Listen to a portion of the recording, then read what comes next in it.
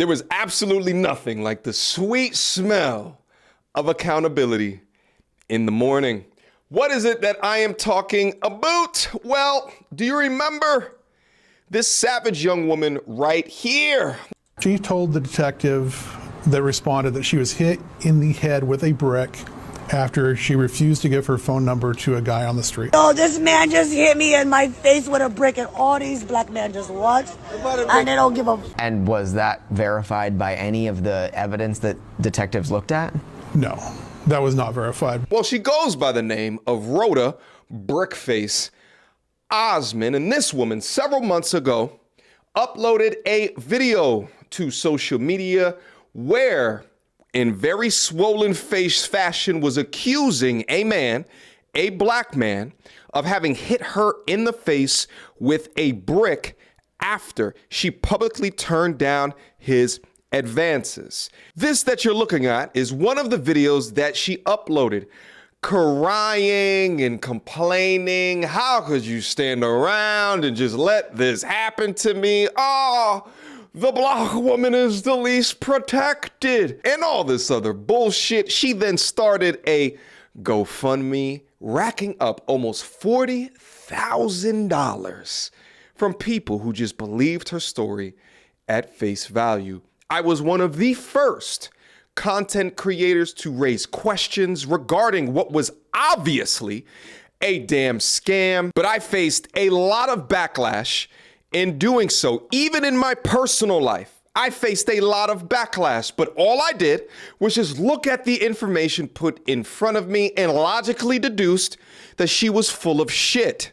Amongst some of that deduction was the realization that she has run a similar scam in the past, claim some type of wrong against her, and use one of the multitude of victimhood statuses, whether it's an immigrant or it's a Muslim or it's LGBTQ, or if it's being black, or if it's being a woman, or if it's being a single mother, whatever that she was using, statuses in order to gain money, along with looking at videos that she uploaded of her being a complete and utter asshole. This is the woman that y'all donated money to?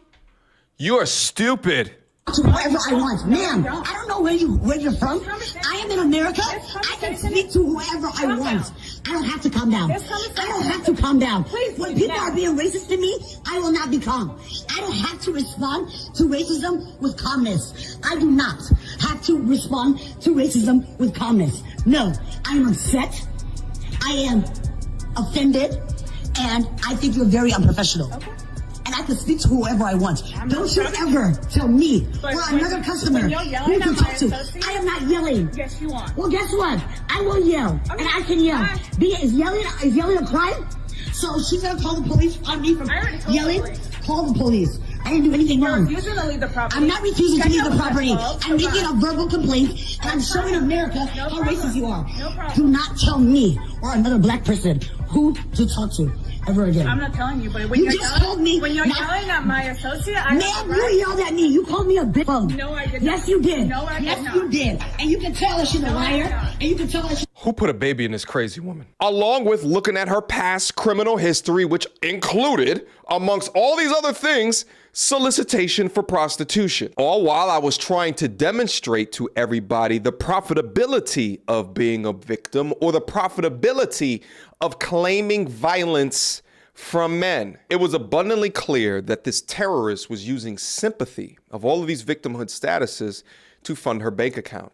Since then, we watched as GoFundMe had taken down her pages and refunded all of the suckers their money. We've also watched her take trips out to Jamaica when she thought that the money was still coming to her. And we watched as warrants were issued for felony theft by deception.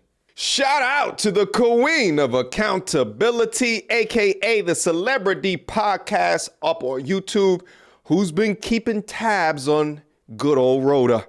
Brick case update. On March 22nd, 2024, a felony indictment was entered against Roda Osman.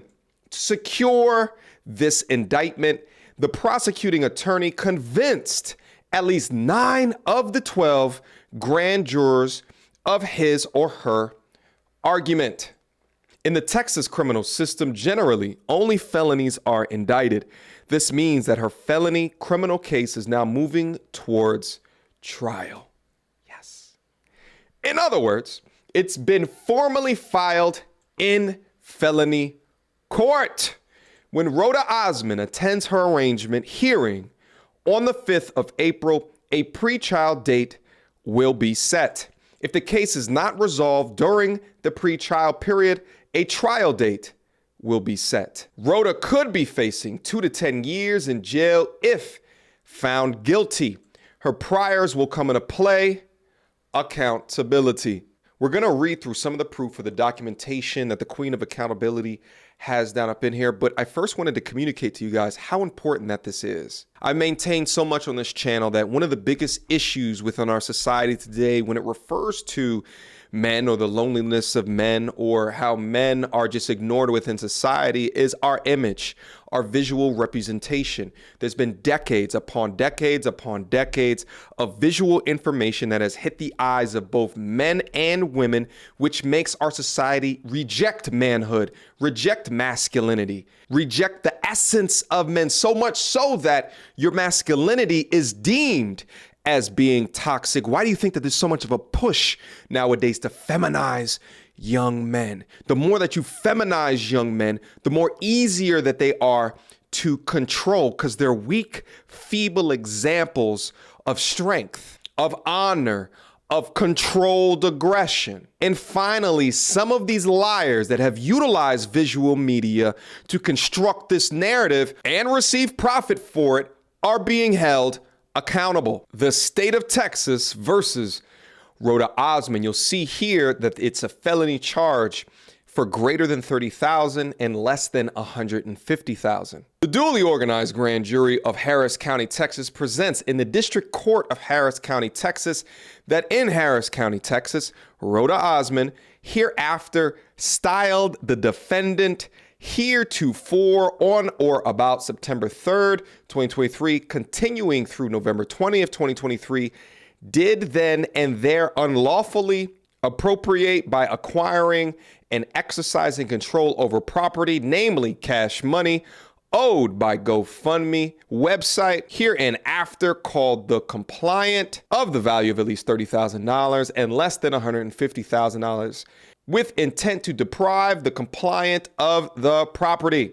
By the way, while also having at least one prior conviction, she also was on probation at the time of this arrest. All of that put together is serious business. So you'll see here on the 22nd of March was the grand jury action. You'll see here, it looks like it was a $10,000 bond. Also keep in mind that her warrant was issued while she was already on probation for a completely separate incident. That all put in together with her priors that she's been convicted of, it is not looking good for her. But on this page, we'll see that the file date was on the 10th of January. It is still an active criminal investigation. Here goes the offense. And right now it is at felony indictment stage. You'll also see that there was a $10,000 bond and that the bond was made and that the next time that she'll be seen is on the 5th of April. And actually within the case documents, you will see the Queen of Accountability's name down up in her for the work that she did in order to secure accountability. While conducting this investigation, Affiant, that's the person who creates the affidavit, received a call from Daphne Sutton, that's the Queen of Accountability, what up Daphne, who is a mental health advocate and blogger on TikTok. Miss Sutton stated she believed that defendant Roda Osman was conducting a scam because of a similar situation that occurred in Minneapolis in 2020. Miss Sutton provided me with another GoFundMe account created by or for the defendant Osman in 2020 with the same narrative of black man hitting her. Miss Sutton advised she was making TikToks about the incident, and some of defendant Osman's friends reached out to provide a statement. Mrs. Sutton gave me the phone number of Rachel, and stated she is the ex-roommate of the defendant. Ms. Sutton stated Rachel wanted to speak with me. Ms. Sutton stated Rachel lived in Minneapolis, where the first GoFundMe was created. Affiant contacted the Minneapolis Police Department in regards to the GoFundMe titled Help Black Muslim Mother Pay Her Medical Bills. The description of this account stated a young black Muslim. You get the picture. You can read the rest of it right here. But again, shout out to the Queen of Accountability for continuing to follow up on this case. So where does this leave us right now? Well, if she pleads not guilty on the 5th, then pretrial will be set. My guess is that she's going to plead guilty, receive the lesser term as opposed to taking this to trial and getting what could be a maximum term of 10 years in prison. But best believe, whatever happens in this case, stay tuned right here and I'll get you updates. Questions, comments, concerns. Y'all already know what to do. Mediocre tourism reviews at gmail.com. I'm tired of the lies. I'm tired of the bullshit. That's why I was able to carry over the story as passionately as what I am, because I understand the destructive nature of lying ass media onto my own image. And because of the work, it now appears that these liars are beginning to be held accountable. Until next time, YouTube. Peace!